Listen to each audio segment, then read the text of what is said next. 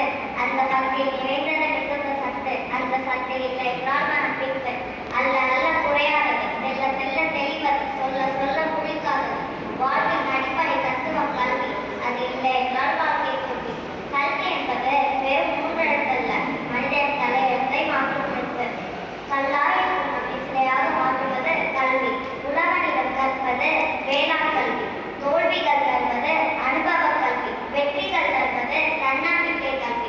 மூட நம்பிக்கை களைவது பகுத்தறிவு கல்வி.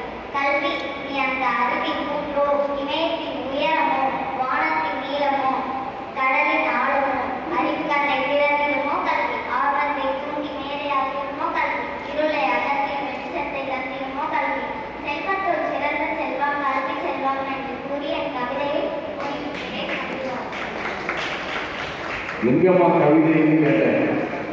நான் மனப்பாடம் பண்ணிக்கிறது தான். நான் எப்பயும் கவிதையை வாங்கி அதை வாசிச்சுட்டு அது நல்ல வரிகளை சொல்றது வழக்கம். அதுக்காக கேட்டேன். இந்த வேலையில் என்ன வச்சுக்கிறீங்க? நான் முன்னாடியே மனப்பாடம் பண்ணிக்க விட்டேன். நீங்கள் தான் பார்த்து பார்த்து வாசிக்கணும். எனக்கு அந்த பழக்கம்லாம் கிடையாது அப்படிங்கிற மாதிரி நீங்கள் அழகாக அந்த கவிதையை வாங்கி செஞ்சது. மூன்றெழுத்து அல்ல கல்வி, மனிதன் தலையெழுத்தை